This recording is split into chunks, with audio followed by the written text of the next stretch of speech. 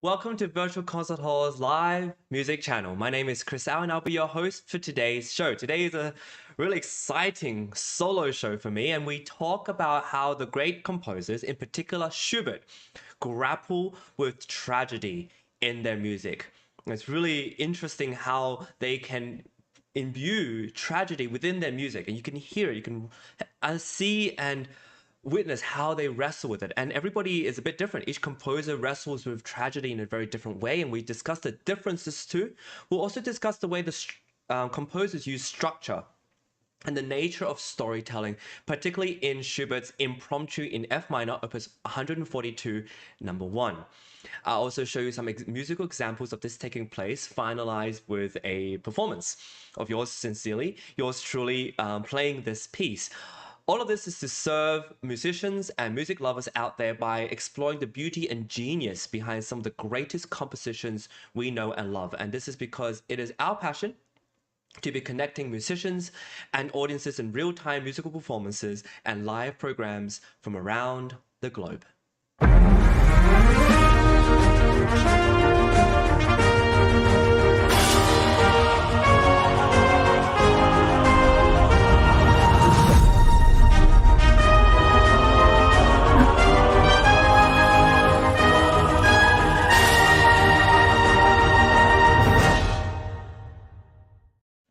Welcome to Virtual Concert Hall's live music channel. Really pleased today to be your host for a very cool and interesting show titled Omnibus, which I will tell you more about in a little while. But first, let's talk about this upcoming season at Virtual Concert Halls.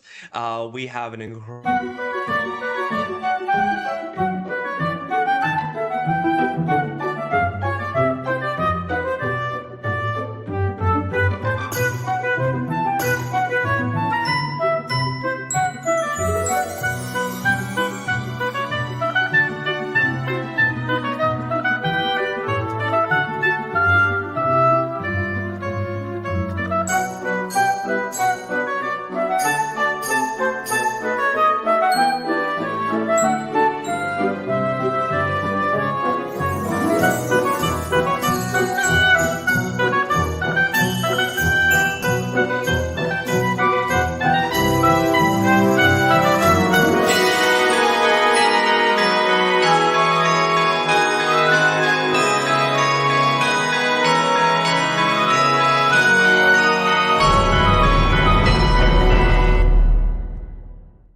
So as you can see from the massive array of different shows we have planned with orchestras around the globe, literally. We have an orchestra from Egypt, Cairo Opera Orchestra. We have an orchestra from the Czech Republic, as well as 2 different orchestras, in fact 3 different orchestras in the US, who are offering opportunities for you as a performer, as a young musician, to perform in. And so please make sure you check us out on different websites, as well as what we have in store. There's an upcoming deadline of literally today, December 15, 2023, of the core orchestra auditions. This is an opportunity to perform with the Western New York Chamber Orchestra, the Bohuslav Martinu Philharmonic Orchestra, the Cairo Opera Orchestra, and the Boulder Symphony Orchestra. All really incredible organizations from around the world. And let's have a look at a trailer for that now.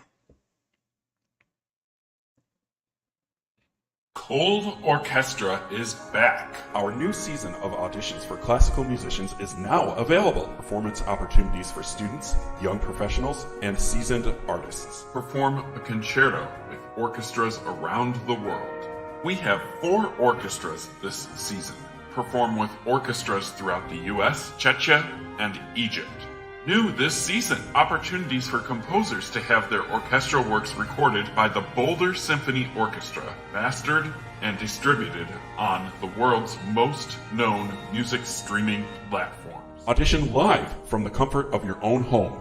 Get live evaluations from expert judges and expand your online presence through our international internet broadcasts. Additional award and performance opportunities are also available. Visit our website for full details. Don't miss out on these wonderful opportunities to advance as a musician and perform on a world-renowned stage. We look forward to hearing your performances.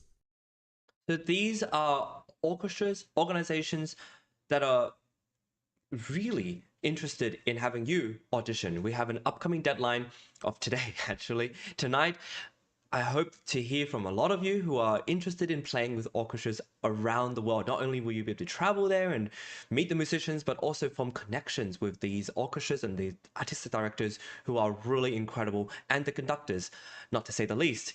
And with this amazing season we have that I'm really looking forward to, we also are doing shows where we interview guest artists, musicians, judges, music promoters, and all different parts of our organization, as well as musicians, educators, publishers, media managers, artist managers, and many others, in an attempt to have them share insights with you, our listeners, because this music industry is a big world and we sometimes don't know how to navigate it. But there are amazing experts out there, an incredible amount of people who have navigated this world and are really willing to share their expertise as well as their insights in sometimes a very confusing part of our industry. And pivoting to today, I am premiering a series called Omnibus, inspired by Leonard Bernstein, in order to give insights and a way to open up the language, the narrative, and the rhetoric of great compositions to audiences. Today is a solo show. And I realized this, especially when I was back in Sydney giving concerts. A lot of my audience during these charity concerts had never actually been to a classical music concert in quite a number of years, 5-6 years. And when I was giving these charity concerts, they were frankly concerts where they hadn't been to a concert in a while because of the pandemic.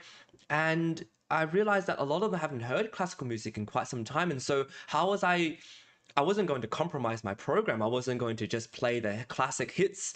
I wanted to play the music I was in love with and I wanted to share. But I also realized that it was important to talk and share with the musician, share with my audience certain insights that would let them into the music, open up the book, so to say, of this incredible music that I'm about to share with them. And I want to talk a little bit about why that is. Why is it important to even speak to an audience? And I found there are 3 incredible things that are crucial in sharing the music that you're playing with an audience. First of all, is something that's quite often done is the historical context. So when was the piece written, who was the composer, and what was he doing, or what was his world like when he was performing or premiering or composing this music.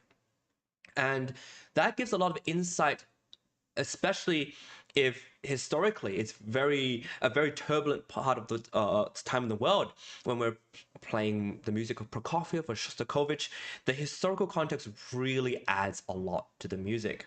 But if you're playing Bach's Prelude and Fugue, the historical context isn't quite as significant as perhaps J.S. Bach's context. So let's talk about that too, in which the musical context and the language is the second thing I would definitely discuss, where you talk about the kind of piece, what was happening in the music world in that era, and the language. Perhaps you're playing some French music or German music or Spanish music, and to understand the differences in language, the kind of rhythms they use, the kind of harmonic devices, that's also quite interesting for the audience. And I found that the third thing that's quite interesting in talking to an audience is the personal context. They actually really want to know why you fell in love with this piece, your journey with it, and many different things you might have discovered, things that have added to your experience as a performer.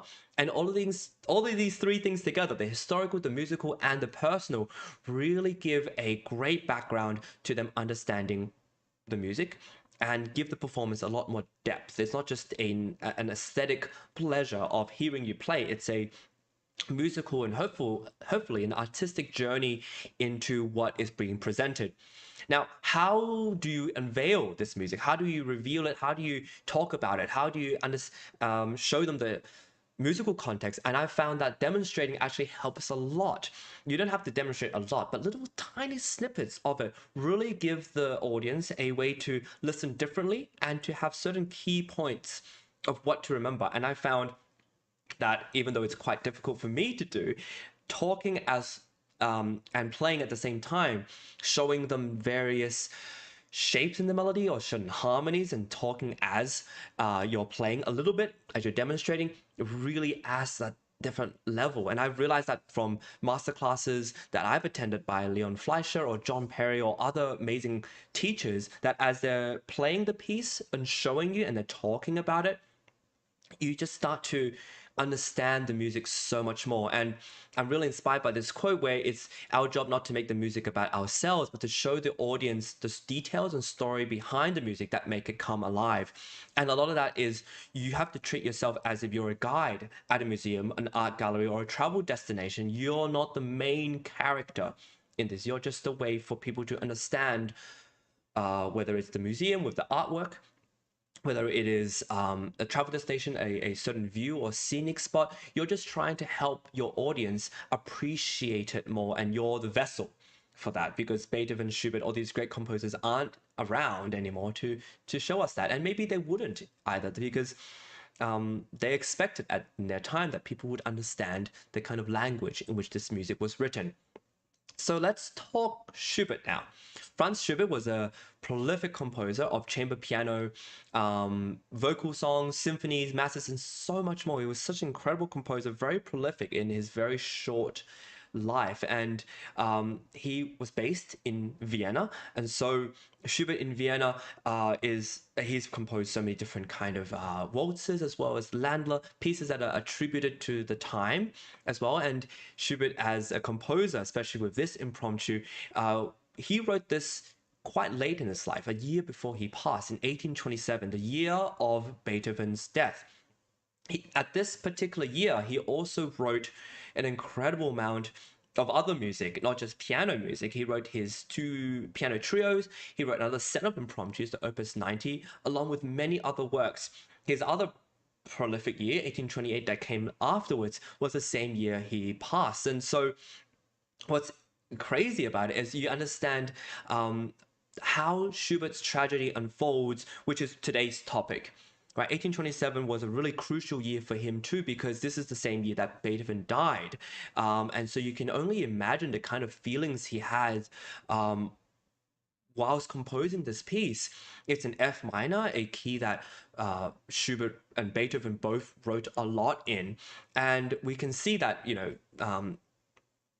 Schubert really deeply admired Beethoven. He asked to be buried next to him when he passed away too. And so you can see in the Vienna cemetery that the tombs are next to each other, right? And if you see in the picture we have on screen, they're buried next to each other, and in the middle is a memorial to Mozart.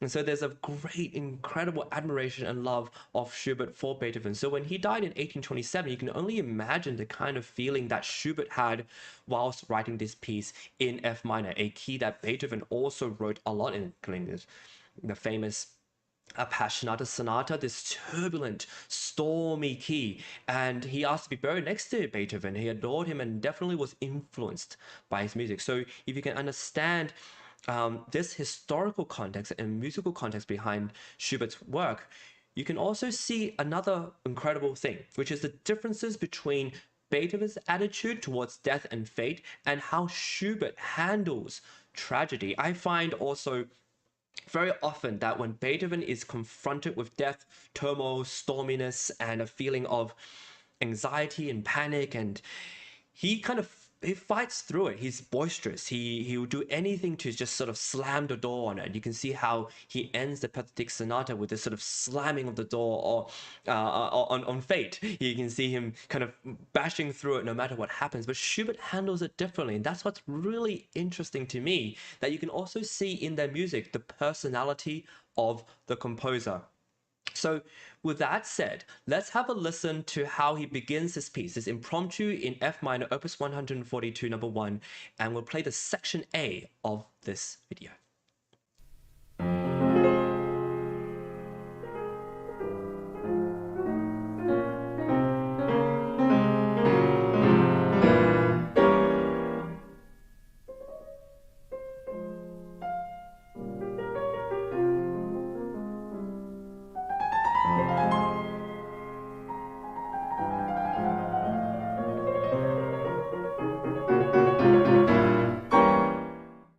So with that, you can see the storminess of the beginning, how he grips the listener into this with this huge rolled chord. He grips and says, "This is happening now, and I'm not going to let you go until we finish going down with this dotted rhythm." A dotted rhythm of dum ba bum ba bum kind of increases the intensity of it, but also the friction of it. It's not going down in a straight line. It's going down through lots of different jagged edges until finally it crashes into a diminished chord. Right? And so after you hear that announcement of tragedy, a lone voice cries out. It's the singer. You have the tutti orchestra and then the solo voice singing out, crying out against the storm, the tragedy. Why is this happening to me? But then it's engulfed in the tragedy once more before finally this kind of section ends, and there's a middle section before section B comes along where it's turmoil, it's stormy, it's tumultuous. You can hear this kind of anxiety of it, right? But you'll hear that a little bit later. What I want to do next is show you what happens after Schubert deals with this sort of anxiety and stormy period. He goes from section A to a little bit of a storm to section B. Let's have a listen to what happens in section B.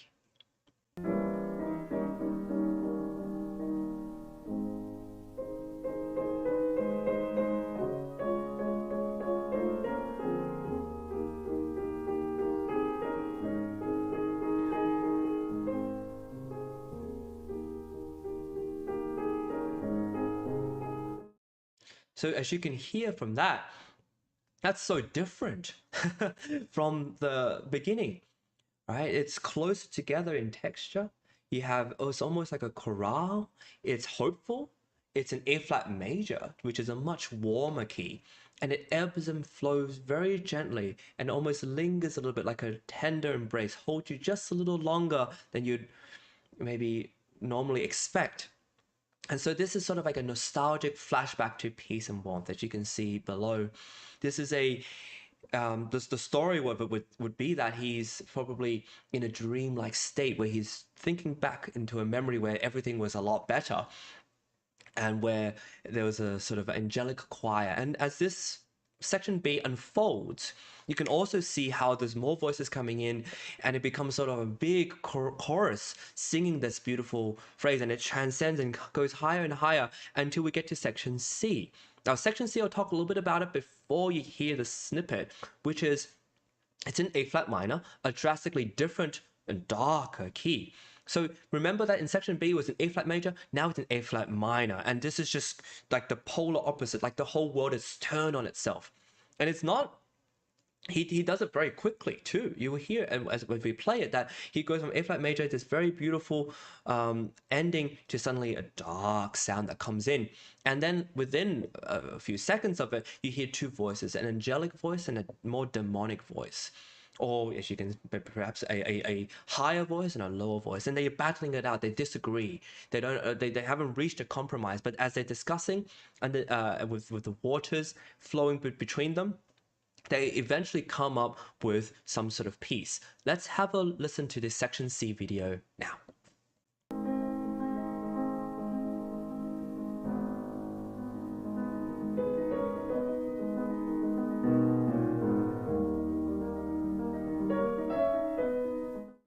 So as you hear from that, you have the top voice singing and yearning and asking, and then there's an answer from below. So you make of it how you wish. I write in here, there's amidst darkness, you have a dialogue between two spirits, whether one is higher, lower, whichever you want. This is what's happening. And we have this section where there's a dialogue. They eventually reach some sort of compromise, but then it's shattered, right back into section A. And it's what's so tragic about this piece too, that once you feel like there's some sort of compromise, some sort of hope, it's thrown back into the darkness, thrown back into tragedy, except it's a little bit different. I feel as if section C goes into some sort of darker spiritual realm, whereas section A, this waking, this return to F minor, to tragedy, is sort of like waking up back to a reality that's more difficult and challenging than you can manage. So let's take a look at how this piece pans out with a little infographic that I've created, which is the structure. As you can see, it's A, B, C, A, B, C, A. Right? We talked about this previously, which A is sort of the introduction of tragedy. You have the tenderness of section B with these warm, beautiful chords and chorale. We go into the transcendental with section C, where he has these two voices talking. But then he comes back to section A, which is, again, this tragedy of waking up to a tragedy happening. And then when he returns to section B, it's tender again, but this time he uses F major, which is still peaceful and hopeful, but there's a little bit more yearning to it. It's a bit higher, and so you feel as if it's softer. And the transcendental side of it, this time, is in F minor, and it's colder. It's so much colder to section C. The section C towards the end feels as if snow is falling on a dark moonlit lake, and there's very little warmth, but then yet there's still light that's glowing. But the time he gets back to section A, this theme that comes back, sort of like a rondo in a way, it's clipped, it's shorter. The way he ends it is so unique and so different, I would say, to how Beethoven ends. And I want you to listen out for that as we talk about it. So I want to bring this back to a recap of what we talked about last episode before we go back and actually listen to this. Last time we talked about the rondo in Mozart's K333 piano sonata, and we discussed repetition, right? And composers repeat themselves in order to reflect the journey of our daily lives, and whether that part of our daily lives is tragic or it's delightful, or there's a story in which the hero goes in and out, or it just reflects our daily in and outs of our ordinary lives. Structure allows us to enter into a narrative that's not and it makes music not merely aesthetically pleasurable, but a dramatic statement, a narrative which we can dive and see ourselves in. This is what makes the great composer's music so incredible, especially this piece, this Schubert Impromptu in F minor, because it reflects real life. It reflects tragedy. So often you wake up with something tragic happen and it's not resolved immediately. You have to go through different stages of grief. You have to go through a flashback, a memory. You might have to go into a spiritual realm to wrestle with this, but then you still have to wake up to this tragedy and this grief that you're handling and having to live with, right? And how you end this story, you can see how Schubert ends it in a little while, and it's really incredible. He to summarize before we listen to this piece, we see how Schubert's tragedy unfolds. We see how we are immersed in the way he undertakes tragedy. We start with tragedy striking, and the protagonist is afflicted. He is in a state of panic and anxiety, and he struggles and suffers until, I guess, he falls into a dream, where you enter into section B, which is a slumber. He dreams of something better, full of peace and warmth and tenderness, right? He goes into section C next, and then it goes into his spiritual realm, this transcendental realm, right? But each time this happens, he repeats it. And the idea actually of repetition really allows us to live in this journey more and again before we finally come up to an ending. And I think repetition is used by composers to kind of re-emphasize, reinforce something, but it's always a little different. It's never quite exactly the same. And with that, I hope you enjoyed this sort of description and commentary on this piece, and I think we should get listening to it. So this is the full piece, Schubert F minor Impromptu, Opus 142, number 1. Enjoy.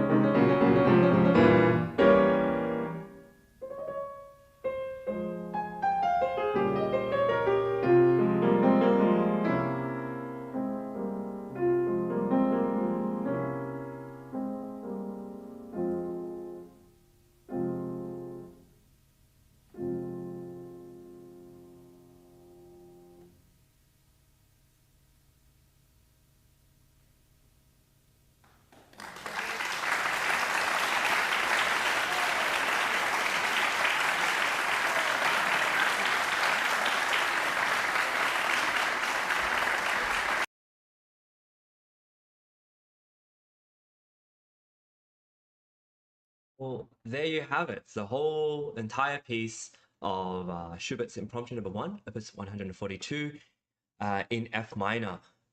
As you can see, the way he structures it is incredible. It's almost as if he has this plan of ABC, ABC, and finally, this way he kind of ends the piece is very interesting because it would be very different to how Beethoven would have ended it, I think. Um, Judging from the kind of works I've heard of Beethoven. But if you look at how Schubert ends it, it's he has a kind of more pessimistic world vision. He's not going to boisterously bash through the ending and get to some sort of triumph and prevail over the tragedy or the grief or the uh, thing that he's wrestling with. Instead, he kind of resigns to it. And I think that's really quite interesting. And so we also talked about how musical drama in Schubert's tragedy deals with these issues of tragedy. He goes through tenderness, goes through the transcendental, which he explores a lot towards the end of his life, which I guess a lot of composers do that as well. They attained a level of craftsmanship where they can explore this sort of more spiritual realm side of the art form in itself. And he repeats this, the tragedy, the tenderness, the transcendental again until it finally ends with tragedy. I'm not sure how Beethoven would have ended a piece like this, but it would be really interesting if we could find out. It's really amazing. And so you see how differently the different composers end certain tragic pieces. And we're going to explore a lot more of that in future episodes. We will talk about how composers choose to repeat, use the idea of repetition, and they use it a lot because uh, with music, you listen to something and it disappears. It's in the ether. And so, in order to kind of recollect it, remember it, to recall it, you have to listen to it again. And it brings a different flavor each time you listen to it. I think that's how composers kind of create and then develop ideas. You see this in theme and variations, this form where you have a theme and it kind of is developed and grown and festers into something that is bigger than itself and then ends sometimes with a theme again, simple, yet you hear it differently now with all this, the journey of it that you've embarked upon. We also will look into how composers use structure and how they deal with different emotions, how they transport the listener as well as the performer into the realm that they've created. And this is why I think it's never, you never get sick of hearing these kind of pieces of music. You never get sick of hearing this piece and music of Schubert because you always feel like there's a journey, there's a movie, there's a story to dive into. And I think that's what makes it so incredible and why we want to listen to it again and again over the centuries. Now, let's talk about the upcoming season for virtual concert halls and Sound Espressivo as well as choral orchestra and progressive musicians.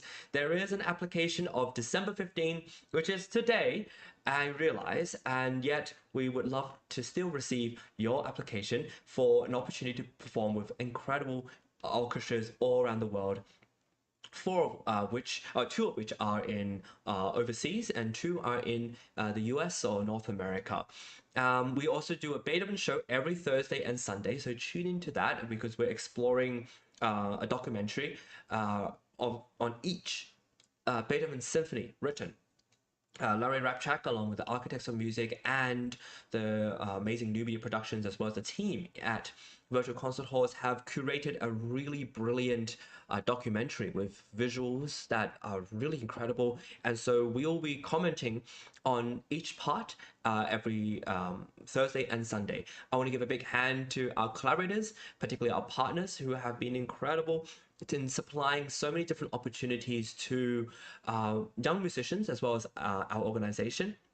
You can see them all on the screen and they've done an incredible job, and I'm really grateful for all of them being a part of us because a lot of these organizations have been with us from the beginning, but we are always looking for more organizations to give musicians opportunities all around the world. I want to give a big hand to our team, the Virtual Concert Halls team, who have done incredible work. We're enlarging. We used to have a lot less people in the team, And now we're growing, and I'm really proud of our team. Particularly today, we have two debut tech directors by the name of Jennifer Wang and Nathan Cheung, who are doing an incredible job of directing the show, making sure all these things as visual things come on time, and it's been incredible. So welcome to your first proper show on your own. We also stream on many different platforms. These are great platforms for you as viewers to watch us from, whether it's YouTube, whether it's LinkedIn, whether it's Facebook, whether it's Twitter, Vimeo, and Twitch. We stream on them because we want to give you value.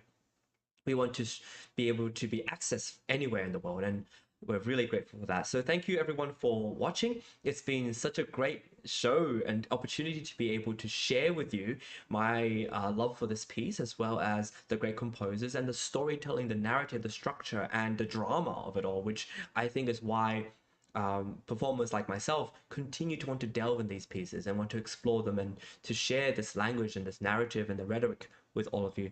And so once again, a big thanks to everybody, and I'll see you all next time.